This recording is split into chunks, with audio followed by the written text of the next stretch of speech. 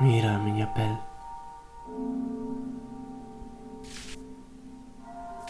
Non sabo que dicirche. Dubida ao pronunciarme.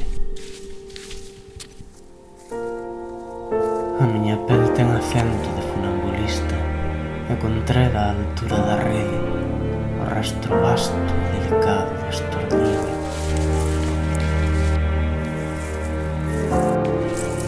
Quere saber se medra en min a permanencia, o trazado dos patróns na tea,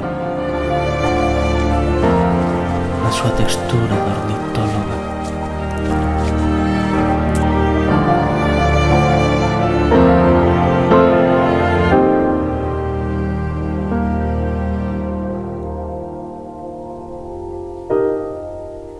Mira a miña pel, a contorsión do seu acento.